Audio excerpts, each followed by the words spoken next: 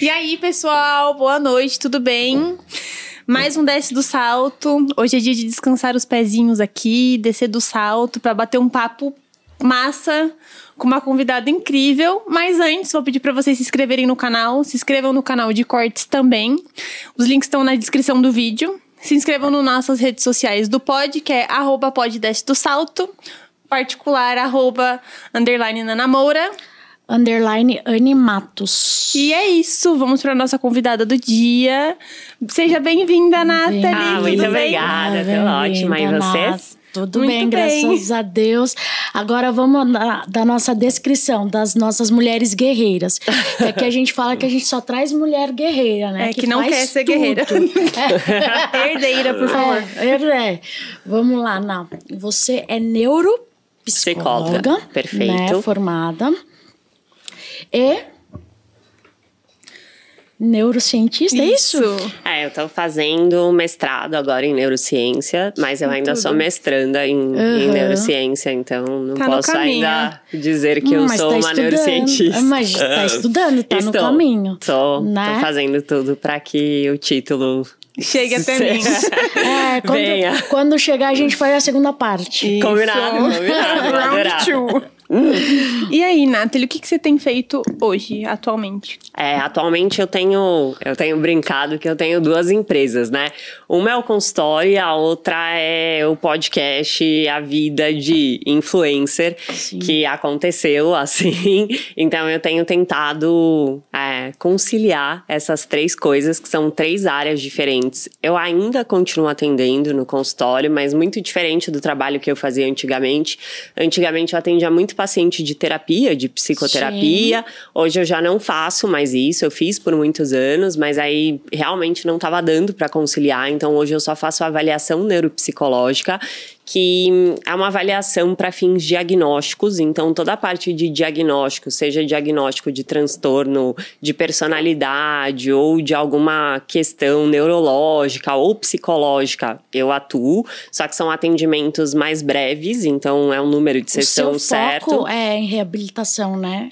Eu trabalho também com reabilitação neuropsicológica, é uma coisa que eu faço lá no consultório, então se for um tratamento com reabilitação, eu faço, mas a psicoterapia mesmo, que é o que todo mundo conhece do trabalho do psicólogo, isso eu não faço. Isso que seria uma das perguntas que a gente ia fazer. Mas pode fazer, porque eu trabalhei com isso muitos anos. Porque ninguém sabe assim, quando eu procuro um neuropsicólogo e quando eu procuro um psicólogo, qual é essa diferença? Geralmente os pacientes que vêm para neuro, né, para neuropsicologia, eles vêm para encaminhamento médico. Então, na maioria das vezes é um psiquiatra, um neurologista que pede uma avaliação neuropsicológica. Sim. É difícil que o paciente mesmo procure, até porque normalmente ele procura um psicólogo e aí o próprio psicólogo fala, olha, você precisa de uma avaliação e tudo mais. Mas qual que é a diferença? Eu trabalho com toda a parte cognitiva, enquanto que um psicólogo, ele trabalha com a parte emocional.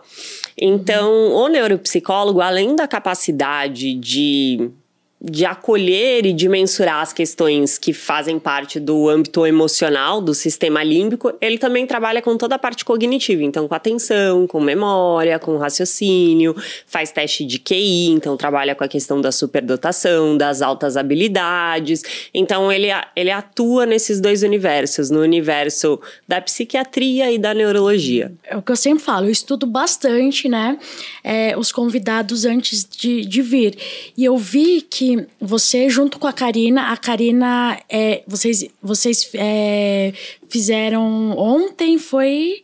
Dia 12. Dia 12, Dia dos Namorados.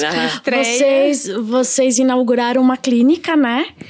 Junto. Perfeito. E a Karina também apresenta o podcast contigo, né? Exatamente. A Karina, eu a conheci através de uma paciente e aí a gente começou dando um curso juntas. A parceria foi legal, vingou e tudo mais.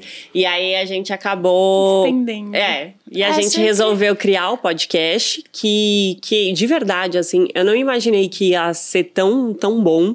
Sim. Na época eu pensei, vamos tentar, não sei se vai dar certo e tudo mais, só que no fim o podcast tá indo super bem. É legal, como tem público e tudo mais. Então a gente conseguiu atingir umas metas boas com relação ao podcast e também com relação aos convidados. A gente trouxe muita gente muito grande, muito legal. Que legal. incrível. Que eu pergunto, os insights que vocês têm, falam assim, vamos falar disso, quero trazer fulano pra eu tinha alguns contatos, né, na minha vida profissional, que esses todos eu levei, então Sim. todos os neurocirurgiões com quem eu trabalhava, eu fiz questão de levar, alguns professores que eu tive, colegas de trabalho, enfim, a gente levou. E depois, o meu trabalho hoje para a seleção é de gostar do conteúdo. Então, como eu consumo muito conteúdo de podcast, se eu gostar do corte, se eu gostar, eu geralmente dou uma stalkeada mesmo, e aí eu mando um direct. Oi, tudo bem? A gente fica que nem eu fiz com você, né? E a gente fala, será que vai? Foi. Exato. Tem uns que não respondem, porque eu imagino que sejam pessoas maiores, aí pra esses eu tento sempre tentar chegar em alguém que tem o contato, às vezes dá uma sorte, assim, é uma coisa. Mas às vezes não, mas o que eu tenho brincado com a Ká é que eu falo assim, Ká, eu joguei pro universo. Exato. E, cara, sempre acontece de, tipo, eu tava pensando num convidado muito grande, assim, numa pessoa, tipo, muito, muito, muito top. E aí, tava com isso na cabeça. Falei, cara, como é que eu vou chegar nesse cara? Porque se eu mandar, tem 5 milhões de seguidores, não vai ver, não sei o que, tal, não vai adiantar, e nananã. E aí, a gente foi fazer um curso de neuromodulação no final de semana e comecei a trocar uma ideia com um cara, enfim, que tava lá no curso, não sei o que, e a gente conversando, e aí começamos a falar de Instagram e tal. E aí eu peguei e falei, aí ele pegou e falou assim, eu moro no mesmo condomínio que fulano, mas não esse fulano que eu queria. Só que eu sabia que esse fulano que eu queria morava no condomínio desse outro fulano, porque eu já interligação. E aí eu peguei e falei, pô, fulano mora lá, né? Aí ele falou, mora. E eu falei, e você não consegue fazer uma ponte pra mim? Ele falou, não, faço, não sei o quê. Aí eu falei, quem diria que num curso de final de semana eu ia conhecer uma pessoa que mora no mesmo condomínio da pessoa que... Então tem sido assim, conseguiu sabe? O contato? Então, ele fala assim, eu vou primeiro falar com o meu personal, que é o mesmo personal dele, aí se eu ver que rola, que ele fala, não, ele tem bastante abertura, não sei o quê, porque eu não tenho tanta intimidade assim, só moro no mesmo condomínio. Falei, não, sem problema. Mas acho que vai rolar. Ai, que legal. E ontem aconteceu a mesma coisa com outro convidado que eu sempre quis, assim, também, que tava falando com uma pessoa, e a pessoa falou, nossa, eu sou um amigo de não sei quem. Eu falei, tá brincando, sabe? Mas é gostoso quando jogar e acreditar, né? Eu acho que essas coisas realmente, assim, você começa a dar uma mentalizada e você vai achando caminhos, porque, sei lá, pelas vias normais eu provavelmente não conseguiria. Sim. E por conta da demanda que tem vindo de pacientes, foi que eu e a Ká, a gente se uniu para abrir uma clínica. Então, hoje a gente está trabalhando com alguns profissionais. Esses profissionais foram todos capacitados por nós. Então, todos passaram por treinamento com a gente. São profissionais da nossa plena confiança. E a gente tem encaminhado porque já não tem mais espaço na agenda para atendimento. E aí, como vem uma demanda de pessoas, a gente começou a encaminhar. E aí a gente pensou, cara, por que não acolher essa demanda e... Porque tem o nome de vocês também, né? E ter troca, né? Porque esses profissionais, bem ou mal, vão trocar com a gente. Então, a gente vai estar dando toda a supervisão e todo o respaldo. E aí, a gente inaugurou a clínica ontem. Foi de propósito, Dia dos Namorados. Pra ser mesmo? Com amor. Então E já que você falou em clínica, em psicólogos também, né? Eu vou te fazer uma pergunta que faz muito tempo que eu vejo nas redes sociais e eu fico pensando, será que nunca ninguém teve esse insight de fazer uma pergunta para uma pessoa que tem mesmo um estudo? O que eu vejo? Cursos... Cursos, de 24 horas, cursos de uma semana, que habilitam as pessoas para ser profissionais, vamos dizer, terapeutas.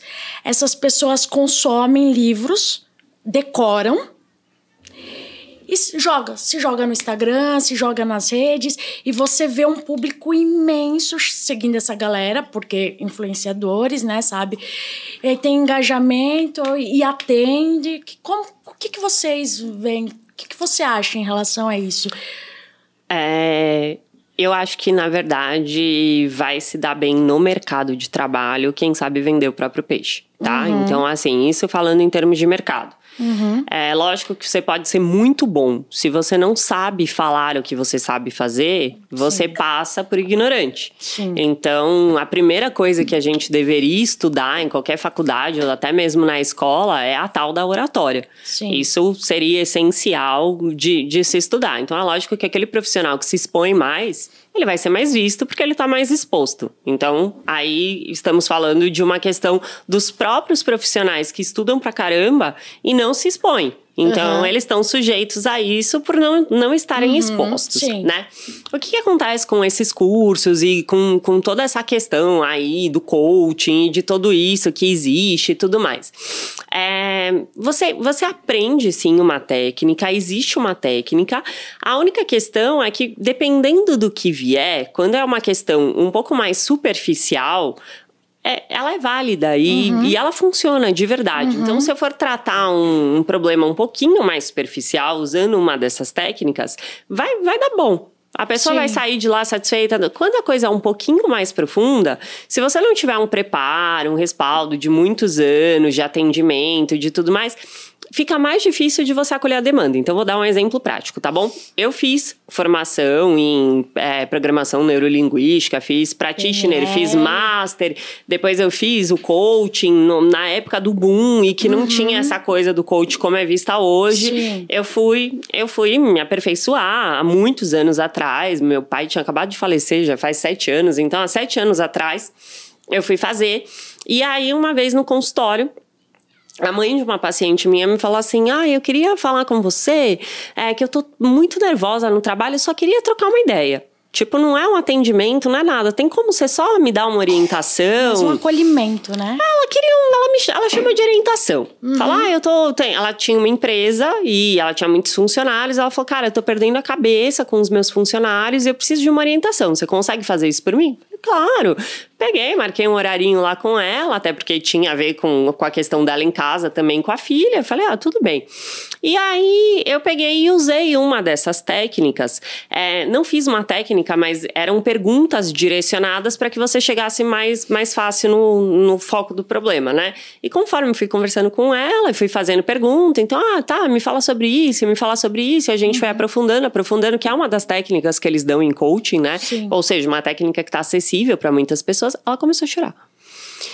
E ela começou a chorar, e aí eu parei tudo, falei, olha, peraí, vamos então sair um pouquinho desse estado, não sei o que, você consegue conversar comigo, o que foi e tudo mais. Ela falou assim, eu tive uma lembrança de que eu sofri um abuso sexual quando eu tinha 12 anos e que isso está relacionado com a forma como eu me sinto hoje nessa questão dessa comunicação. Eu me sinto abusada por alguns funcionários e isso faz com que eu reaja de uma forma violenta. E aí acabou sendo um atendimento muito profundo ali naquele momento, que graças a Deus ficou tudo bem, ela saiu de lá bem, não sei o quê. Mas a única coisa que eu pensei foi, cara, que perigoso, né? Se eu não soubesse tudo que eu sei, contornar ali, como que eu faria num negócio desse? Porque às vezes você vai abrir uma ferida que, se você não souber como cicatrizar, você vai deixar essa pessoa num estado, assim, absurdo, emocional, né? Vou falar de um outro paciente, tá? Esse paciente, ele foi fazer... Ele é um paciente de avaliação, ele nem veio pra terapia, mas enfim, a gente tava conversando e não sei o quê. E aí, ele pegou e foi fazer, sabe esses... curso que você passa um final de semana no meio do mato, aí tem uns negócios, já viram? Tem uns bem famosos, assim. Tem umas constelações. Não é bem constelação, mas é tipo... uma terapia intensa, que você tem um nome, aí você vai pro meio do mato, e aí, enfim. E aí eles fizeram uma técnica de regressão consciente. É tipo xamanismo. Vai, força da natureza. Mas na verdade, tipo, eles falam que é tipo um coaching, assim, só que você passa um final de semana e aí você vai contar suas questões, você vai trabalhar questões emocionais. Ali, seria tipo um final de semana de cura, então você entra de um jeito e sai do outro. E aí ele lembrou também, tipo, numa técnica de hipnoterapia, de regressão, ele acabou lembrando de um abuso que ele tinha sofrido na infância. E aí ele foi conversar lá com a diretora lá do negócio e falou, olha, eu tive essa lembrança, eu tô muito mal com isso, não sei o quê. E ela pegou e falou que ele deveria conversar com essa pessoa, que ele deveria falar pra essa pessoa como ele se sente, não sei o quê. Isso já fazia, assim, alguns meses. E ele começou a falar comigo sobre isso, assim, e ele começou a chorar compulsivamente. Aí eu falei assim, me fala sobre como você tá se sentindo com relação a isso. Aí ele pegou e falou assim, eu não tenho coragem de falar com a pessoa. Eu sei quem é a pessoa é da minha, tipo, convive com a minha família, é uma pessoa próxima à minha família. Mas quando essa pessoa, ela tá na sala, num jantar, eu não consigo estar no mesmo ambiente. Como eu vou chegar pra essa pessoa e dizer como eu me sinto? E aí eu peguei e falei, e por que você acha que você precisa fazer isso? Né? Por que você acredita que você tem que chegar e falar com essa pessoa? Ele falou, porque ela me disse que eu tinha que falar, que o jeito de eu me livrar dessa dor que eu sinto é falando. Aí eu peguei e falei, tá, e se essa pessoa tivesse morrido? Exato. E se fosse um parente que faleceu? E se fosse alguém que você nunca conheceu? E se você, de repente, passasse por um estupro no meio da rua? Sim. Aí você nunca mais, você vai... Aí você morre com essa dor? É verdade. E aí tem a técnica da almofada, né? Que você falou. E aí, cara, de verdade, é isso que me assusta, entende? Porque assim, às vezes você vai abrir uma ferida... E eu não tô culpando. Sim. É porque a pessoa falou aquilo que ela acha que faz sentido. Porque, ok, tá tudo bem, né? Não vamos julgar o profissional. Acho que foi na melhor das intenções, de verdade. Só que a gente tem que... Eu acho que quando a gente lida com a vida humana, são muitos os vieses. E se a gente não tiver um preparo muito intenso para você lidar com isso, eu acho isso muito complicado. Então, assim, eu não estou desmerecendo, nem dizendo que não funciona, tá? Eu acho que para algumas coisas funciona. Eu acho que o que acaba acontecendo muitas vezes é que você ganha um respaldo para lidar com alguma coisa aqui e que você não sabe o que tá lá no fundo. Né? E às vezes você acende uma fogueira e quando você vê, você causou um incêndio, assim. E acho que até pro próprio profissional também, porque ele fica totalmente despreparado. Então, eu acredito que são técnicas válidas, mas que é muito melhor quando são aplicadas por pessoas que já são da área. Sim. É a minha visão, tá? Eu sei, tô puxando sardinha pro meu lado, não sei o quê, ok. Não. Mas é que eu acho que quando você tem muito tempo de atendimento, você consegue fazer um outro tipo de acolhimento, você consegue fazer outro tipo de pergunta. Então, não estou dizendo que as técnicas não são válidas. A PNL, ela surgiu com matemáticos que foram estudar psicologia e acharam que não fazia o menor sentido. Tipo, faz total. Porque... Nossa, como vocês conseguem lidar com algo que é tão subjetivo e eles quiseram trazer um processo para dentro da psicologia com começo, meio e fim. Então, eles quiseram exatificar a psicologia. E eles trouxeram visões muito legais, porque eles pegaram o que tinha de melhor nos profissionais da época para criarem as técnicas e queriam que qualquer paciente que fosse atendido num curto período de tempo tivesse um resultado. Então, você vê que é uma intenção muito maravilhosa, mas quando a gente fala de ser humano... É mais do que isso. Nunca é isso, entendeu? A PNL, você falou da PNL, e a PNL é usada muito hoje. Tinha um amigo meu que ele usava com os vendedores dele, né? Porque ele falava, você precisa sentir quem é nosso cliente. Se ele gosta mais das sensações, se ele é mais sensitivo, se ele gosta mais de ouvir que aquele produto é bom, ou se ele é mais visual. Então, aí ele falou, assim, as pessoas chegam, ele faz a pré-seleção, né? E aí, uma das coisas é estudar a PNL. Ele fala assim, eu gosto que estudem a PNL, porque é uma forma realmente de trazer os clientes, né? Uma ferramenta de venda, eu acho que é válido, sabe? Pra assim, tudo. de e verdade. Depois, na vida, você vai... Aí você começa a se analisar. Você fala, será que eu sou? A gente que veio, né? Aqui, eu tava dirigindo e ela falou, será que eu tenho TDA? Isso eu é falei, normal. hoje é a doença do todo mundo acha que tem, né? E aí ela, e autismo? Eu falei, é que assim, eu tive o diagnóstico do TDA, né? Só que, tipo, até eu entender, antes do diagnóstico chegar, foi muito difícil, porque eu geralmente achava que eu era burra e desatenta. A minha parada era assim, mano, será que eu não consigo aprender isso porque eu sou burra? Não, é só porque não me interessa e meu cérebro não presta atenção nisso. Mas até eu chegar nisso, foi um martírio muito grande, porque eu ficava me culpando toda hora por alguma coisa, entendeu? Ou por ser muito esquecida, que nem um amigo meu tá praticamente sem falar comigo, amigo Thiago, pelo amor de Deus, amigo. É falta de atenção, ele passou do meu lado na rua e eu não vi. Falei, mano, eu tava assim, tipo, do mundo da lua. Ele falou, passei do seu lado, quase esbarrei em você. Falei, mano, eu juro por Deus que eu não te vi, não falei Tipo, não foi te ignorando. Foi só a falta de atenção mesmo. Tipo, não prestei atenção. E hoje, eu acho que hoje as pessoas tudo culpam, né? Mas eu tenho... Mas não, gente. Vai atrás de um diagnóstico, Precisa né? de um diagnóstico. Mas eu acho que meu filho é assim. Ele é hiperativo. Não. Eu acho legal o seu depoimento. Não de verdade, sabe? Porque existe uma romantização com relação ao transtorno. E de verdade, sempre que você conversa com alguém que tem o transtorno, é um sofrimento, né? A gente fica sempre chateado. É um sofrimento. Então, assim, eu acho importante a gente trazer essa consciência de verdade de que a gente está falando de um transtorno. Sim. E quando a gente está falando de um transtorno, a primeira característica de um transtorno é trazer prejuízos à qualidade de vida de quem tem. Exatamente. E isso eu acho que tem sido muito esquecido, assim, porque as pessoas falam, TDAH virou a moda, TDAH virou... Mas não é, 4% da população tem o TDAH. É gente pra caramba, né? Se você for pensar numa incidência de 4%, é alta. É do inteiro, né?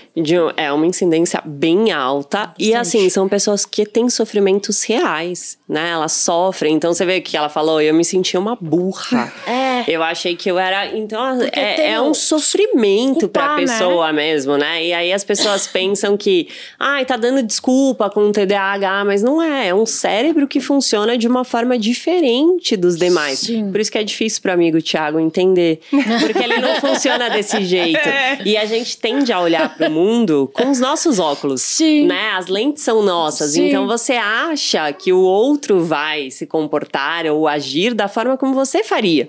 Só que a gente precisa urgentemente entender que eu não sou o outro. Exatamente. Até essa parada de, não sei se tem a ver com TDAH, mas tipo, uma sensibilidade tipo, a muitos barulhos. Tipo, se tiver uma televisão ligada, a gente falando, já fica assim, gente, pelo amor de Deus, alguém abaixa essa televisão que meu cérebro vai dar um pau aqui, porque eu não tô entendendo nada. Tipo, eu não tô ouvindo nem a televisão e nem o que você está falando. Tá só, tipo, um monte de barulho na minha cabeça. Não tô assimilando o que vocês estão falando. É comum. Tem bastante pessoas com TDAH que tem essa hipersensibilidade, principalmente auditiva, ligada à audição. O visual também incomoda bastante. Paladar, não tem também? Também existe. Não são todos, tá? Quando a gente fala de TDAH, é importante a gente pensar no TDAH como um espectro, igual o espectro autista. Hoje a gente sabe, pela leitura cerebral, né? Quando a gente faz um imageamento cerebral, que é um exame específico para você ver as imagens do cérebro, que vai captar a parte elétrica do cérebro, então as ondas elétricas do seu cérebro, existem 6 subtipos de TDAH.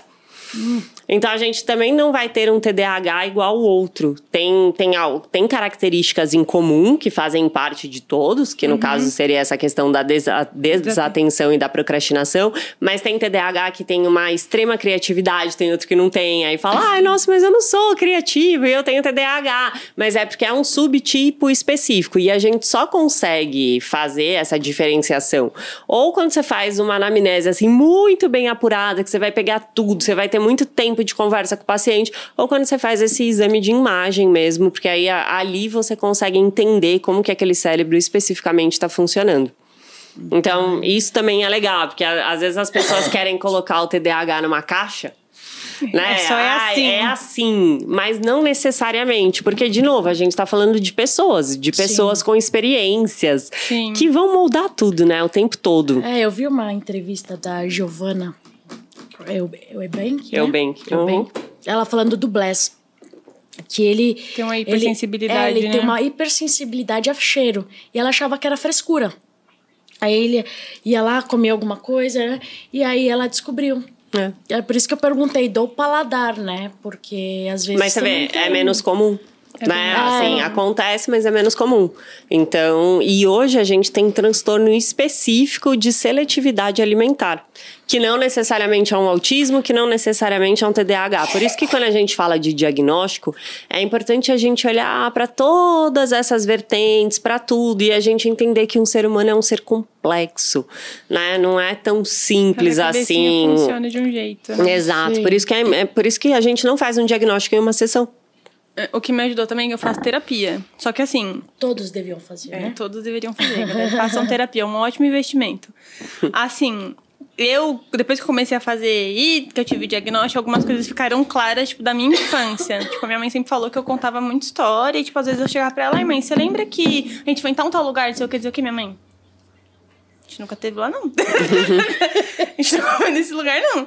Até a psicóloga falou, é que a sua cabeça às vezes trabalha demais, desde quando você é criança. E aí você tinha uns pensamentos seus, suas paradas, e achava que você tinha realmente vivido aquilo. E aí hoje em dia vai pra outras coisas. Tipo, por exemplo, eu consigo ser criativa pra fazer arte, essas paradas, sabe? Mas tá vendo? Ela tá dentro do espectro da criatividade. Mas em tempos específicos, ela sabe. Tipo, a gente trabalha junto. Então, eu funciono assim, tipo, ou não funciono nada, e não rendo... Não é? E não rendo nada, literalmente nada. Tô assim, a boblé das ideias. Ou eu realmente tô aqui muito focada e falo, cabeça, não fala comigo agora que eu preciso fazer. E eu vi que eu tava incomodando. Eu já notei que eu tava incomodando. Eu tava... Aí ela deu uma respirada. Falei, vou parar de cantar. Aí, entendeu? Mas aí é porque a gente convive, mas as pessoas... Por exemplo, as pessoas vão achar... Ai, que grossa. Não é grossa. É que tá incomodando. Essa coisa de ser desapegado. Desde pequena. Tipo, ai, pode levar. A Luciana vai. Onde for, ela vai levar. Não, vai sentir falta da mãe? Não, ela vai. Pode levar que ela vai. E até hoje é meio assim. Mas hoje em dia é bem mais fácil de lidar com essa parada toda. É um pouquinho mais difícil também, né? Às vezes ela fala assim, olha, eu vou falar alguma... Ela fala assim, eu vou falar, mas eu não tô brigando e não tô brava. Aí ela começa, não, tá tudo bem. É que eu tenho muita dificuldade também em fazer, tipo, muito rodeio. Eu não consigo. A gente consegue fazer, tipo... Fazer um ensaio pra falar as coisas. E eu não consigo. Às vezes eu tento falar assim, eu vou pensar como eu vou falar. Eu vou falar assim. Aí chega na... A pessoa, que isso? Calma, não foi pra te magoar. Tipo, não foi grosseria nem nada do tipo. Mas eu tenho uma pergunta. Sobre outra parada. Hoje em dia, a gente sabe que uma grande parte da população tem ansiedade, depressão, que é um dos transtornos mais comuns, ainda mais depois da pandemia, né? Hoje em dia, ainda rola muito essa procura por ansiedade e depressão, ou depois da pandemia deu uma... Nós somos o país mais ansioso no mundo, tá? Então, continua ainda? Somos. Primeiro ranking e quinto... lugar em ansiedade. E quinto em depressão. Continua, a gente não mudou. Não mudamos. Então... Tem se feito muitos estudos para entender o porquê que isso tá acontecendo, tá? Fato é que o número de transtornos ansiosos, ele tem aumentado mundialmente falando, então existe uma incidência muito maior, talvez por conta do número de informações que nós temos hoje e de toda essa correria que a gente vive. Se a gente for comparar a nossa vida atual com a vida dos nossos avós, em um curto período de tempo houve uma evolução muito grande, que é muito diferente de como era antigamente, assim, né? E não precisa ir muito longe. Pra quem é um pouquinho mais velho, na época dos meus pais, a gente ainda descia depois do jantar e ficava lá embaixo no prédio, todos os vizinhos conversando, as crianças brincando. Todo mundo se conhecia. E, tipo assim, a galera descia hoje pra ficar lá embaixo no prédio, o que não faz o menor sentido, né? Hoje em dia, além da gente não chegar cedo em casa, que eu acho que esse é um ponto muito importante, né? A gente vai chegar, eu vou chegar quase 10. Vocês vão chegar a 9 e pouco. Aí você começa a responder gente. Exato. Aí você não sei o quê. Então, assim, a gente tem uma demanda maior de trabalho mesmo, e de informação, e de cobrança, e de custo. Sim. De verdade. A nossa vida, ela se tornou muito mais cara, né? Porque antigamente era possível que um casal, dentro de um casal, trabalhasse. Sim. Hoje eu acho muito difícil essa realidade. Eu acho que se os dois não trabalharem, dificilmente... Só se alguém ganhar muito bem, né? E assim, se não morar em São Paulo. Exato. Porque aqui o custo de vida é legal. Se não tiver filho também. Aqui, não sei, cara, de verdade. Até sem filho. Porque assim, você coloca um aluguel, você coloca um carro, que seja um carro do casal. Exato. Você coloca aí você tem internet, aí você tem não sei o que, aí você tem não sei o que, não sei o que. Então assim, a gente cresceu muito em custo de vida, o que também gera por si só uma ansiedade. Não é possível você ser feliz quando você tá ferrado e sem grana. Exatamente. Talvez você tenha um momento momento de felicidade, você foi naquela festa e você se distraiu, mas assim, mas você depois aquilo fica, ter paz é difícil exatamente. quando você tá devendo, de verdade, assim. Então, a gente sabe que o fator financeiro, ele é um fator para saúde mental também, né? E a gente tem uma cobrança grande, né? Por N coisas, porque até se você for pensar antigamente, sei lá, você vivia uma traição. Aquilo ali ficava na tua rodinha. Né? Circulava ali, acabou, sei lá, 6 sabiam, quiçá 12 e acabou. Sim. Hoje em dia, é a nível meio que mundial, né? Porque por conta da rede social, e aí tem um amigo da 6ª série que nunca fala com você, mas por que você se separou? Aí você não é assim, então... Mas ele já tá sabendo, ele só quer confirmação. Essa coisa toda, assim, da cobrança, da comparação. Então, eu acho que é o maior número de casos por ansiedade. Acho que muita gente, até do TDAH, vem por conta da ansiedade. Sim, eu vi a doutora Ana Beatriz falando Coração também. falta ter um treco. Exatamente. Como a gente tem acesso à rede social, a gente tá se comparando a todo momento. O tempo todo. E a gente não vai se comparar a qualquer pessoa, a gente vai se comparar àquela, assim, tipo, sabe? Então, aí você fala, mas por que eu não sou assim? Eu tenho que ser, eu tenho que ter, eu tenho que ser... Eu tenho que sempre ser o melhor. Eu acho que a gente tem um certo filtro, minha opinião, tá? Pessoal, aqui não tô falando de estudo, não tô falando de nada, mas o que eu percebo é que, assim, a gente tende a não ter inveja de quem tá muito longe da gente. Então, sei lá, muito dificilmente você vai invejar a Xuxa. Porque ela tá num patamar muito superior. E aí é tão distante pra você que você não consegue olhar pra aquilo e falar, eu tinha que ter esse carro. Eu tinha que morar nessa casa. Porque é uma coisa tão acima, ela tá tão... rainha. E que você fala assim, cara, não... Que tipo, eu não vou conseguir chegar lá. Então, do nada. E tá ok, né? Sei lá, você se conforma. Assim como você não vai invejar um morador de rua. Porque ele também tá numa situação que tá muito longe da sua. Mas esse meio aqui é um meio terrível, que é um meio dos seus pares, né? Então, assim, você tende... Eu tô usando a palavra inveja como nível de comparação, mas que não deixa de ser um sentimento de inveja que a gente acaba sentindo, né? Que as pessoas... não pode falar inveja e não sei o quê. Mas né? Inveja num sentido de, poxa, eu gostaria de estar nessa posição e nesse lugar, e aí é com os teus pares, né? Então, sei lá, você começa a empreender na internet, e aí você começa a ver que, sei lá, fulano tá crescendo mais, aí você, nossa, por que meu podcast não tá indo bem? Porque esse daqui começou depois de mim e já tá com não sei o quê. Você começa a, tipo, colocar E até porque, como você sabe se você é gordo ou se você é magro? Se você é alto ou se você é baixo. Se você é bonito ou se você é feio. Porque, por comparação. Porque, de repente, a gente aqui... A gente, sei lá... vocês duas são altos. Estamos todas, porque você é baixa. Mas se a gente colocar uma mulher de 1,75, a gente é baixa. Sim, porque ela tem 10 centímetros a mais do que eu. Eu tenho 1,71. Não, eu tenho 1,65. Eu tenho 1,62. Então, eu tenho 3 centímetros a mais que você, só então não é tá tudo isso, não. E a gente... Vamos supor que todas nós estivéssemos acima do peso, tá? Certo. Todas nós estamos acima do peso. Ok, aqui pra nossa realidade, Brasil. Aí, de repente, a gente muda pra uma cidade lá na Inglaterra, onde todas as pessoas são obesas grau 3. Concorda que pra aquele padrão a gente vai estar... Ok, talvez a gente seja até considerada, sei lá, uma beldade. Exatamente. Ou até esquisita. Sei lá. Tipo, a pessoa chegar pra você e falar, nossa, como você tá magra e tal. Não, mas você vai pra fora, todo mundo sabe que você é brasileira, né? E as pessoas já sabem. Mas não é por causa do bumbum? Mas aí eu acho que eu sei. Né? É engraçado isso, né? Tipo assim, e o pior é que a galera fala disso na tua cara, né? E tipo assim, uma vez eu tava com meu marido em Las Vegas, e aí um cara começou a trocar uma ideia, não sei o que e tal, meu inglês é péssimo, né? Mas eu tava só, tipo, ouvindo lá o que eles estavam falando, não sei o que, e o cara, tipo, trabalhava lá, a gente tava esperando um táxi, eu não me lembro. E aí ele pegou e falou assim, vocês são brasileiros, né? Ele falou, a gente é brasileiro. Ele falou, da onde? Rio de Janeiro? Ele falou, não, de São Paulo e tal. Ele falou, eu sabia, sabe por quê? Por causa dela. Cara, tipo assim, na cara, assim, sabe? Sem dó, tipo. E eu olhei assim, aí eu falei assim, eu espero que seja porque eu sou muito bonita. Tipo, ainda dei Deus, sou bailarina. Eu falei, porque olha que cara escroto, né? Não tipo é, assim, você tava e falar pro meu marido, tipo assim, eu ele? sabia por causa dela. Depois vocês começaram a Aí rir, ele né? fez assim. Mas é assim mesmo. Tipo, aquela cara de quem soltou um pum, sabe? E eu acho engraçado, Ná, que assim, desde criança, as crianças já têm essa comparação. Porque a Cecília, ela fala muito, tá?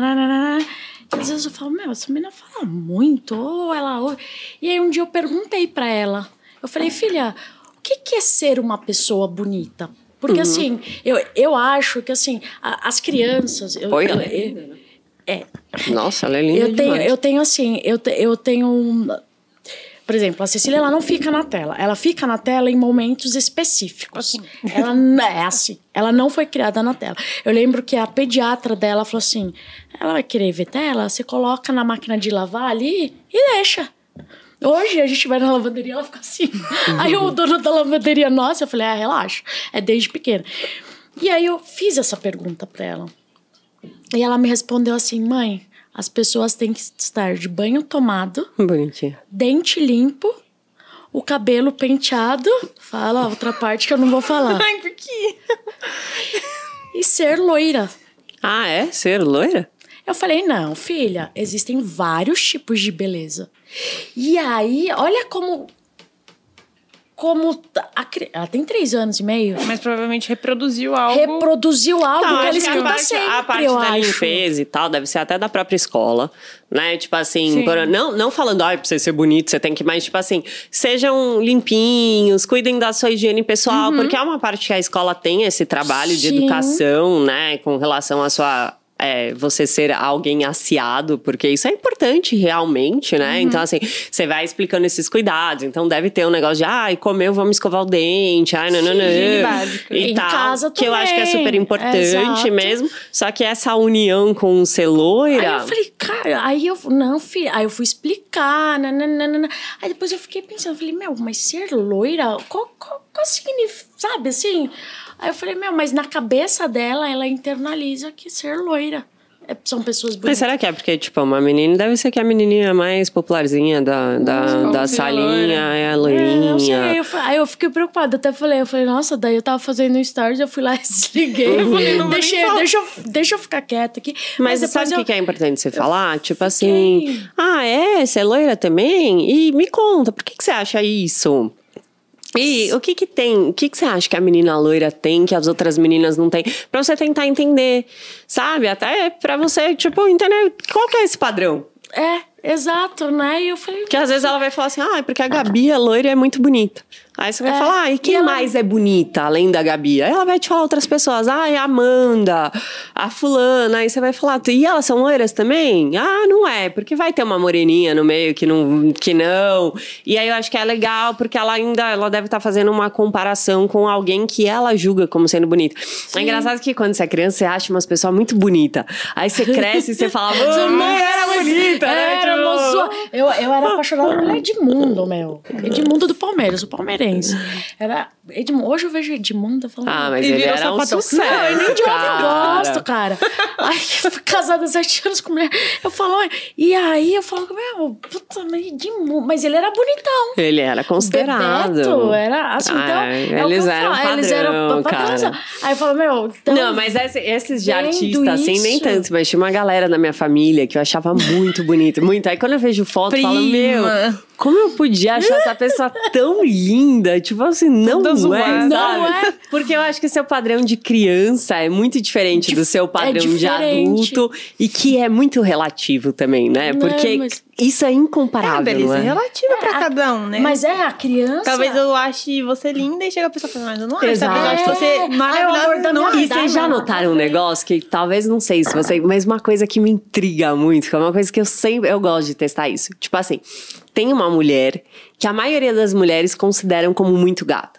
E aí você chega pra aquela mulher, pra um cara e fala assim, nossa, essa mulher é a mulher mais bonita do mundo. Ele fala assim, é bonita, tipo um 7, sei lá. Aí você fica Pra todas as mulheres é um 10. E aí tem uma mulher que os caras acham 10, pra gente normalmente é um 7, assim. É muito louco isso. O padrão é diferente. Porque muda. Eu acho que pelo simples fato de sermos homens e mulheres, e aqui, independente, tô falando de sexo, tá? Sim, Tipo assim, sim, sexo sim, feminino e sexo masculino, não de gênero. Sim. Isso muda muito, porque eu já fiz várias vezes essa pergunta e eu vejo muito isso com meu marido em casa. Pega e fala assim, nossa, porque fulano é muito linda, porque não sei o que, porque nananã. E ele fala assim, ai, nossa, você é bem mais gata. Tipo, aí você imagina, tipo assim, olha isso, não sei o que, tá. E aí você vai ver que você pergunta pra outros caras, eles falam a mesma coisa, tipo, não, você é mais gata, né? Mas tipo assim, não acho, é bonita, mas não sei o que. E aí você vai ver uma mulher que é muito no top, porque todos os caras estão lá, nossa, que mina gata, e não sei o que, você olha e você fala, é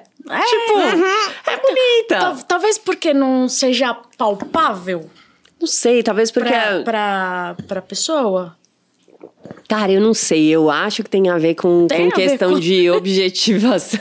Objetificação. Sexual. Certeza. Eu acho que a gente tende, tá? E aqui é opinião própria, de novo, assim, que a gente tende a gostar de uma mulher que seja um pouco mais magra e com traços um pouco mais infantis.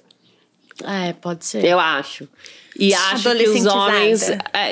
tipo assim... Tipo Suzane Richthofen. Mais redondinha, com o rostinho um pouquinho mais... que lembre um pouco mais, tipo, um bebê, assim, sabe? Porque acho que até pela questão da maternidade feminina e tudo. Então, a gente, tipo, gosta de um... Tipo, infantil num sentido de um rosto mais delicado. E não sei o que. E eu acho que os homens tendem a gostar de mulheres que são mais poderosas. Que, tipo, sustentam mais um olhar. Exato. Que tem uma entonação vocal mais grossa e que, tipo, tenha curvas no corpo e não seja uma coisa, tipo, tabuinha que a maioria das mulheres gosta. A gente curte umas meia magrela. A gente quer ficar magrela, vai pra academia. Agora eu já não quero mais ficar magrela, eu quero no shape, mas tá bom, né? Você quer ficar saradinha? Sarada, né? Assim, eu mas, por exemplo, muito a isso de Suzane comparar. Richthofen, eu brinquei aqui, quando Puta, ela achava ela muito gata. Eu achava muito gata. E aí, eu ficava assim, cara, será que eu sou doente? Porque ela foi presa. Ela matou os pais e eu acho essa menina muito gata. Mas ela é bonita, cara. Bonita, e você lembra quando ela deu uma entrevista pro Fantástico? Tipo assim, eu olhava e falava, nossa, ela é muito... E ela tava na prisão, cara. Tipo assim, não tem uma maquiagem, não tinha nada, não tinha nem shampoo, né? Na maioria das vezes. E brilhante, assim. Então, ela é bonita, cara. Mas eu acho que ela tem traços bonitos. Ela tem uns traços bonitos, só que essas pessoas que você falou assim, fala mansa, não são as piores. Porque assim, se eu chegar aqui, eu vou falar assim, olha, é assim, assado, não. Aí fala, nossa, todo mundo, né? Nossa, mas como é, né? Grossa? Por quê? Porque é meu jeito, né?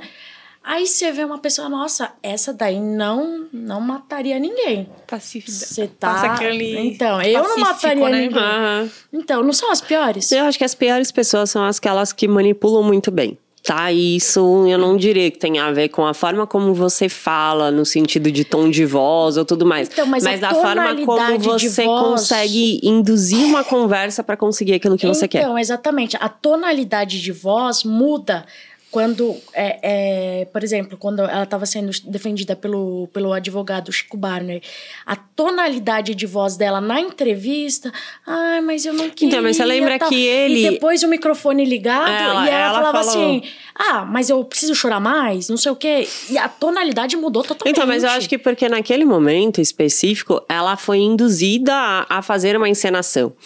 E aí, talvez ela tivesse tão desconfortável com aquela encenação, porque esse caso bem específico, é legal da gente ver o que é a psicopatia na prática, né? Porque ela não sente. Então, você vê que quando ela fala com o advogado, que ela tá sendo ela mesma, ela fala assim, mas eu tenho que chorar? Mas por quê? Então, assim, você vê que aquilo não faz sentido na cabeça dela. Tipo assim, a empatia é tão baixa que ela não consegue entender por que as pessoas pensam de um jeito que é diferente do dela, né? Por que as pessoas esperam isso de mim? Por que eu tenho que chorar? Eu só matei 2 pessoas, tipo... Meus pais, né? Então, assim... Não importa também. Não tem a empatia, né? Então, assim, eu acho que ela não usa esse tom de voz na vida dela. Não acho que ela faz essa mudança. Eu acho que ela fez naquele momento específico por uma instrução do advogado. E que talvez ela estivesse tão desconfortável naquele papel que ela não estava nem sendo ela mesma. E você, uma vez eu vendo seus stories, você falou que o psicopata, ele é sempre narcisista. E o narcisista nem sempre é um psicopata. Perfeito. E aí eu fui ver os comentários, aí todo mundo, não entendi. Nossa, não ficou muito específico isso. Fala um pouco mais pra gente entre a diferença, assim. Tá, quando a gente fala de um transtorno de personalidade narcisista, a gente tá falando de uma pessoa que tende a achar que ela é melhor do que as demais. Então, ela tende, inclusive, dentro do pensamento dela, até achar que ela merece um tratamento especial porque ela é melhor. Então, assim... Ai, como assim que eu vou entrar aqui e vocês vão me tratar igual qualquer outro convidado? Eu não sou qualquer convidado, eu sou a Nathalie Gudaiol, sabe? Assim, tipo... provavelmente vocês já conheceram alguém assim. Sim. E aí você vai contar um negócio, o dele é melhor, ele sabe mais, ele conhece mais sobre o assunto, porque ele já leu, a pessoa muitas vezes nem te deixa falar ou concluir teu raciocínio. Você falou, quebrei uma perna, ele falou, quebrei duas. Tipo, a desgraça. Kaysar, no BBB. Eu tô com dor de cabeça. Ainda bem que você tem cabeça. Lá onde eu moro, quase ninguém tem cabeça por causa da guerra. Que comparação, velho. E são pessoas que... elas conhecem o mito de Narciso, né? Da mitologia grega. O nome já diz, né? Narciso, o ser que se apaixonou por ele mesmo. Então, assim, ninguém é bom o suficiente pra mim. Em comparação a mim. Né? Então, seria mais ou menos isso. E todo psicopata, ele tem esse amor próprio por ele mesmo, absurdo, porque ele tem esse exibicionismo. Você vai ver que todos os serial killers que você pegar na história, eles deixavam marca pra serem descobertos, e na hora que você dá todo o holoforte pro assassino, ele tá ali falando, cheio de si, de como que ele fez, de como que ele matou, e você percebe uma satisfação muito grande nessa coisa do eu estou no palco, né? Não sei se vocês já leram um livro da Cecília Meirelles que se chama Hora da Estrela. Não. Cara, esse livro conta a história de uma mulher que o sonho da vida dela era estar em cima de um palco. E ela vai se frustrando uma vez após a outra e tal. E aí, no final do livro, ela é atropelada. E quando ela é atropelada, junta-se um grupo gigante de pessoas que ficam em torno do corpo dela ali, convalescendo. E enquanto ela convalesce, ela pensa, essa é a minha hora. Tipo, finalmente eu estou no palco. Um serial killer, ele tem um pensamento um pouco parecido com isso, porque ele tá na merda, mas pra ele tá sendo visto. E apesar de que as pessoas não estão olhando pra ele com bons olhos, elas estão tacando coisas, estão xingando, estão não sei o que, ele está ali no palco, o palco é todo dele, né? Então ele tem essa coisa do narcisismo dentro dele, mas nem todo narcisista é um psicopata, porque são transtornos distintos. Então o que a gente poderia dizer é que dentro do transtorno da psicopatia, que é o transtorno de personalidade antissocial com traço de psicopatia, então esse é o nome específico científicamente falando, a gente teria um sintoma que seria o narcisismo. Mas existe um transtorno, que é o transtorno de personalidade narcisista, que difere de outras questões que o psicopata vai ter, que o narcisista não vai ter. Entendi. Então a gente tem uma diferença aí. O narcisista, ele vê muita vulnerabilidade no outro, né? Ah, com certeza. Ele sabe ler isso muito bem. Exato, porque assim, eu até ia te fazer essa pergunta. Normalmente, os narcisistas, eles só se relacionam com pessoas vulneráveis, abaixo do nível deles, né? Eu até tive um relacionamento, desculpa te mencionar, mas assim, eu acho que ela me via tão grande em relação a ela, que até meus textos ela copiava para mandar para as outras. É um traço. Tá, mas peraí, tipo assim, você mandava... Como assim? O texto que você mandava pra ela, uma carta de amor pra ela, copiava e mandava pra amante. Ah, tá.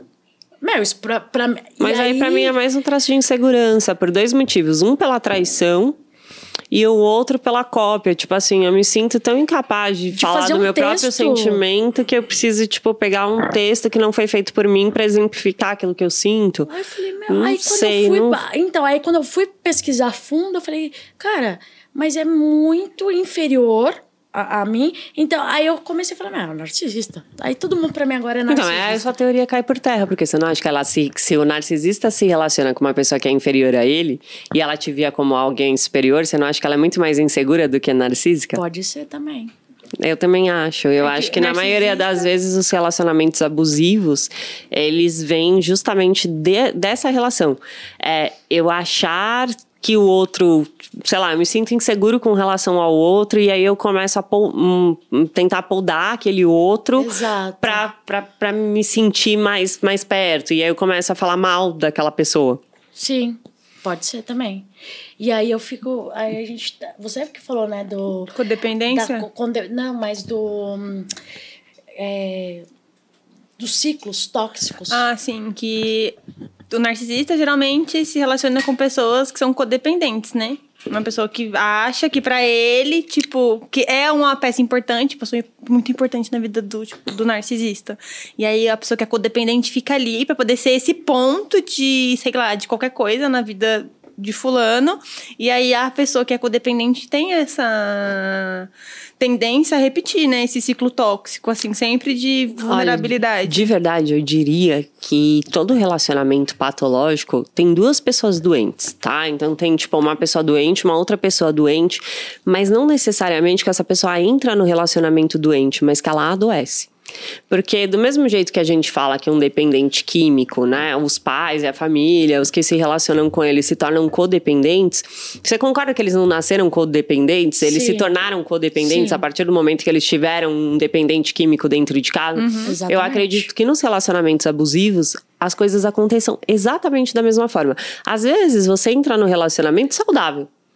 Você tá bem, você tá legal, você tá não sei o quê. Muitas vezes a gente inicia um relacionamento quando um outro relacionamento deu errado. A não ser que seja o primeiro relacionamento da vida, né? E talvez você esteja um pouquinho chateada, porque você viveu uma história ali atrás que não deu tão certo. Você tá um pouquinho magoado, não sei o quê, mas ok. Aí você conhece uma pessoa e aquela forma de se relacionar da pessoa, ela é tão doente que ela te deixa doente também. E muitas vezes, porque o que a gente tem que considerar que é muito importante dentro de uma relação a dois, que ela não se trata única e exclusivamente da relação a dois. Mas existe todo um sonho e uma expectativa que você coloca em cima daquela relação que é muito difícil de você se desapegar. Então, por exemplo, eu conheço a Anne, a gente começa a se relacionar e eu faço planos pra nós. Então, eu começo a imaginar assim, eu vou levar ela pra conhecer tal cidade que eu adorei. Né? A gente vai não sei o quê, a gente vai andar de bicicleta junto, a gente vai não sei o quê, e aí eu vou apresentá-la pra minha família, e aí a gente vai ter 3 filhos, e sei lá, você dá aquela viajada. E aí, quando eu começo a ver que a Anne não é a pessoa que cabe dentro desse meu quebra-cabeça, que a peça não se encaixa, fica difícil pra mim descartar aquela peça, porque eu tenho que jogar o quebra-cabeça inteiro fora. E ele tá lá todo montadinho. Aí você fala, puta, é só essa pecinha encaixar. Dói, né? Falta só essa pecinha encaixar. Tipo assim, a pecinha é o ponto principal, porque sem a pecinha você não tem o quebra-cabeça. Mas jogar todas, tipo, não é uma peça que você se desfaz. Sim. É de um quebra-cabeça inteiro. Então, quando a gente termina um casamento, a gente termina os nossos sonhos, né? A gente se divorcia daquilo que a gente sonhou, da relação de expectativa que a gente colocou dentro daquela relação, do sonho que a gente viveu com relação àquilo. É muito difícil, né? Então, não é só a pessoa. Sim, é difícil, mas aí é o que eu falo pra Naná. A gente precisa de voz como as nossas, para mostrar para as mulheres que sofrem isso que elas podem sair e elas devem sair ilesas, sabe? Porque a gente conhece muitas pessoas que sofrem relacionamentos, às vezes até na família mesmo, relacionamentos abusivos, tóxicos, e tem uma mente brilhante. Você fala, seria muito melhor se não estivesse com essa pessoa. Eu gosto muito de empreendedorismo, né? Então, de empreender disso, daquilo, sabe? Então, eu falo, nossa, você seria uma boa empreendedora, por que não faz isso? Às vezes brigo com ela, dou uns tapas na cabeça, falo, não, você consegue. Eu sou da desistência. Eu acho que não, vamos lá, vamos conseguir. Vamos 1, 2, 3, 4, é muito mais fácil, né, a gente desistir do que a gente né? Ah, sim, acho que jogar a toalha. Jogar a toalha é muito fácil. Mas calma, tá, eu tenho 23 anos. Então, eu acho que as mulheres precisam ser ouvidas, sabe? E não julgar, porque eu vejo muito julgamento na internet. Sim. Ah, fulano traiu fulana. Ah, mas também, né? Olha só. Gente, também nada. Mas é aquilo que as mulheres se julgam, hoje. elas não são unidas. E aí... Mas acho que isso vem desde lá de trás, né? Porque já tem uma história de que a mãe compete com a filha, de que mulheres não se dão bem. Então, acho que a gente tem uma questão cultural que vai atribuindo pra esse fato. E uma cultura muito machista, né? Porque quando você vai ver, a maioria das vezes, a primeira pessoa que julga é a própria mulher. É complicado isso, assim. E muitas vezes julga até sem perceber que tá julgando, assim. O que é pior ainda, né? Mas, nossa, também, vai com essa roupa. Mas não sei o que, nananã. Não sei o que lá. Tipo assim, biscoiteira. É comum você ver, tipo assim, uma mulher expõe o corpo. Aí você entra nos comentários, tem um monte de mulher falando, chamando de biscoiteira, de não sei o que, não sei o que. Aí você entra num cara que tá, tipo assim, vai de sunga, que seria a mesma coisa de uma mulher de biquíni, e não tem ninguém falando que é biscoito. Todo mundo elogiando. A pessoa tá de boa, tipo, nem liga, né? Tipo assim, é engraçado como, tipo, um homem nu passa muito mais despercebido do que uma mulher nu. É porque o corpo da mulher é objetificado, né? Total, mas eu acho que é cultural. É o que nem mostrei pra ela hoje, uma pesquisa que saiu, né, no G1, que 80% da população, tipo, brasileira tem algum preconceito contra a mulher. Qualquer tipo de preconceito. Total. E que 75%... E que a gente tá nisso. Isso que é complicado. Exato. 75% dessa galera é mulher. É mulher. Entendeu? E dentro desse 75%, a maioria da galera acha que é plausível, tipo, agressão feminina, porque, tipo, você agride a mulher porque tem um motivo. Vamos pensar em coisa recente aqui, né? Vamos lá, tipo, Virgínia, maternidade. Ok. Uma pessoa super nova, super novinha, que engravidou. Não foi uma gravidez planejada, isso ficou muito claro. Ela falou desde o início que ela não tinha planejado aquela gestação. Ela levou aquela gestação adiante. Ela nasceu, a filhinha, depois ela entendeu que seria legal que aquela filhinha tivesse uma parceirinha e tudo mais. E deu uma irmãzinha pra filhinha. Apesar dela também não querer fazer isso, mas ela colocou a filha em primeiro lugar e falou, eu não quero que ela cresça sozinha, eu tive irmãos e eu entendo, sei lá. De novo, foi lá, priorizou, não sei o quê. E, cara, ela tem uma carreira. Sim. Né? E aí você vê quem entra pra julgar a forma como ela cria. As mulheres. E não é incomum, eu fico muito no TikTok, assim. Eu consumo bastante TikTok. E, inclusive, é do TikTok. A maioria dos convidados que eu pego é por causa de corte de TikTok e tal.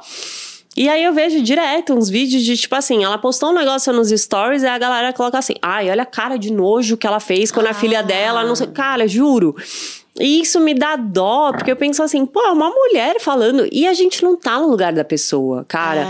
Você sabe como é ter 40 milhões de seguidores? Você sabe como é ter uma empresa no seu, tipo, com sei lá quantos funcionários, são famílias que pra comerem. Depende dela. Elas dependem do teu trabalho. Então, se você falir, não é tipo assim, eu falei legal, vou pegar, fui mandado embora, junto minhas coisinhas aqui e vou pra casa. São, sei lá, 200, 300 famílias que não tem pão pra colocar na mesa. É grande isso, entende? E aí você vai julgar o fato de que você usa uma babá. Isso que eu ia falar. Todo mundo deveria ter uma babá. Exato, qual o problema? Toda mãe, né? E que bom que a criança gosta da babá. Exatamente. Somos tipo, legal. Que ótimo! E você vê que o tempo todo ela trata as babás com amor, ela chama de titia, ela não sei o quê. E, cara, tipo, foi a forma que ela conseguiu de conciliar um momento que ela tá numa explosão de carreira, ela tá num boom enorme, ela tá com uma empresa pra gerenciar. E ela tem 22... Cara, você imagina você ter um filho com 22 anos. 22 anos. E ela já tá planejando o terceiro. A galera tá na balada com 22 anos. Tipo assim, eu tinha acabado de terminar a faculdade. Sim, não tem nada com nada. Cara, imagina, você já tem família, responsabilidade, você sustenta a sua família. Tipo assim, você tem pesado, 22 anos, pesado, cara. E aí vai todo mundo lá, porque não sei o quê. E cada um que seja a mãe que quiser ser. Exatamente. E dane-se, entendeu? Se Se você quer ser uma mãe que, sei lá, tipo, o bebê não usa fralda e faz cocô na privada, que tem essa galera, seja, mas deixa o outro que não quer fazer. Exatamente. Não é? Tipo assim. Eu galera chata. Eu acho que a geração está Não, chata, eu acho que chato é você querer converter as pessoas naquilo na tua ideia. Mas sabe por quê? Bom assim, pra quem? Então, Tipo assim. Cuidinho da vida dos outros, É uma coisa que sempre que a galera me fala, tipo, não sei o que vai dar bom. Aí eu falo, bom pra quem? Tipo assim, porque é bom pra quem? Entendeu? Depende do que eu quero. Às vezes se encaixa na minha realidade, ok, é o que eu quero. E às vezes não é o que eu quero. De repente não é essa vida que eu quero. E tá tudo bem. Tipo assim, é porque você tem que ter filho, porque é a melhor coisa do mundo. Pra quem? não romantize, né? Não, e pra quem? Tipo assim, às vezes essa realidade é a tua realidade, não é a minha realidade. E eu acho que as mulheres julgam mulheres que não querem ter filho. Aqui, ó, sou julgada com frequência. Não dá. Mas você já decidiu pra sempre? Mas eu não quero acha? mesmo. Mas eu já é muito conversei. nova. Não, mas Eu isso acho. é uma parada que a minha mãe mesmo fala, desde nova, eu sempre falo, desde pequena, assim, falei, mãe, não quero ter filho, quero ir embora de casa, não quero casar. Então, tipo, pra mim sempre é bizarro. Não, se ela falasse isso pra alguém que ia falar que é vidas passadas. Não, então, é bizarro. Não é tipo assim, desde criança, deve ser alguma coisa da vida passada. Eu tenho pavor, não quero. Tipo, o problema não é a criança. Pavor também? Mas o problema não é a criança. Tipo, eu trabalho com criança, saindo inclusive. de dentro de você? O problema é o processo todo, entendeu? Ai, pra mim, cara, eu tenho uma angústia de pensar. Eu não quero gerar, não quero nada. Tipo, vocês já assistiram Supermães da Netflix? Não. Ai, não acredito. Supermães da... Meu, vocês têm que assistir isso. São duas? Não, é uma série não, canadense, tá? Tipo assim, é uma série do Canadá. Cara, essa série é fantástica, ela é sensacional. Porque, tipo assim, são super mães. Só que são mães do dia a dia. E, tipo, ela tem um fundo de comédia. É muito boa essa série. Tipo, é uma série que você começa a assistir. E aí elas acabaram de ter filhos. São mulheres normalmente mais velhas, lá numa faixa de 35, 37 anos, que tiveram filhos e têm suas carreiras. E aí você começa a conviver, porque elas têm que gerir a carreira, a maternidade e o relacionamento.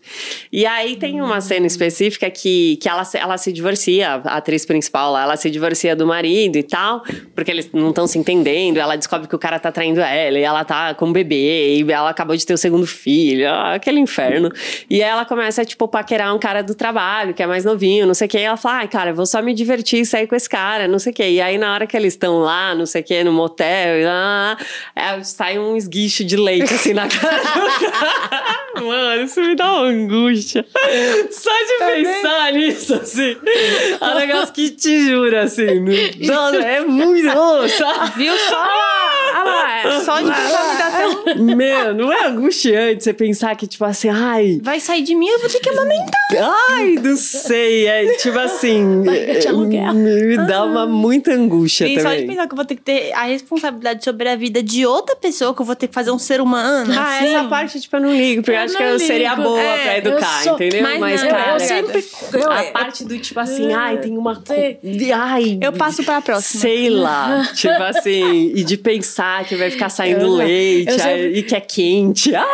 Então, eu sempre... Quando eu me relacionava, assim... Não, quando me relacionava não, ainda, né? Mas agora eu não quero mais filho. Aí eu pergunto assim, você quer ser mãe? A primeira coisa, se a menina falava não... Eu nem colocava a primeira peça do quebra-cabeça. Olha, como pra algumas pessoas a maternidade é muito importante, eu nem né? colocava assim, ó. Eu falava, tipo, a minha irmã também, ela falava desde pequena. E ela falava assim, a gente tinha umas brincadeiras de tipo, o que você prefere? Não sei o que, não sei o que. O que você prefere? Não sei o que, não sei o que. E ela falava assim, o que você prefere? Ter um casamento bem sucedido ou ser mãe? Eu falava, mano, ter um casamento bem sucedido. Ter dinheiro na minha conta. A gente não pensava nisso quando era criança. Tipo assim, você não entende a importância do dinheiro, né? Tipo assim, hoje em dia eu também quero ser rica. Entendeu? Tipo assim, eu quero ser rica e não, eu quero, tipo assim, ter dinheiro pra não ter que me preocupar com ele. Então, isso... Eu não quero mais que isso seja uma preocupação pra mim. Tipo, eu quero ter o suficiente para não ter que me preocupar, sabe? E os psicólogos dizem que as mães precisam viajar uma vez ao ano sozinhas, sem os filhos. Cecília, fecha o ouvido aí, é verdade. Mãe, vamos pra Disney? Então, mas Disney, você imagina a sua culpa, cara. Entendeu? Porque deve ser horrível. Você tá num lugar sensacional, aí você deve ficar pensando na criança o tempo inteiro. Aqui, quero... Não sei se eu conseguiria. Então, eu quero minha Porque eu levo meus cachorros em tudo que é lugar. Tem um Dodge no shopping, não levar, sabe? Tipo, eu imagino um filho. Entendeu? Não sei se eu teria coragem de, tipo, tô indo passar umas férias animal num lugar super sensacional e vou te levar. Entendeu? É que nem eu falei, hoje ela quis vir, mas vamos, filha, não tem problema. E tamo junto, entendeu? E desde cedo ela aprende. Ó, a mamãe trabalha, a mamãe isso, a mamãe aquilo. E, ó, eu ensino, ela tem que trabalhar, né? A gente precisa ensinar nossas crianças desde cedo. Nathalie, antes da gente encerrar o nosso papinho, eu queria fazer um joguinho com você. Opa, eu adoro. Um joguinho de ping-pong, tá bom? Tá bom. São 5 perguntinhas e aí você me responde rápido. Tá bom. Em que você gostaria de ser melhor? Na minha insegurança. O que você pediria pro gênio da lâmpada? Pra que ele terminasse com toda a violência do mundo. Uma palavra que te defina. Nossa, perseverança total. Se você pudesse ir pra qualquer lugar agora, pra onde você iria? Pra Aruba. Com certeza. Alimentar os flamingos na minha mão. Ai, que lindo. Você quer deixar alguma arroba pra galera te seguir? Ai, sim, vou deixar o meu Insta, tá bom? O meu Insta e meu TikTok é a mesma coisa. E fala do seu canal também. O meu Insta é @nagudaiol. Porque não cabia Nathalie Gudaiol, então de Nathalie Gudaiol, meu sobrenome. E o TikTok é a mesma coisa. E eu tenho um podcast com a Karina que se chama @podicólogas.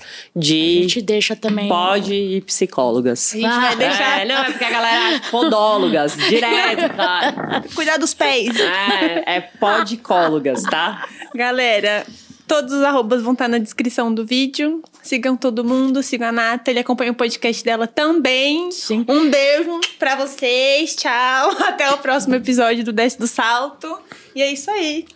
E te falar que a maioria das perguntas nós não fizemos.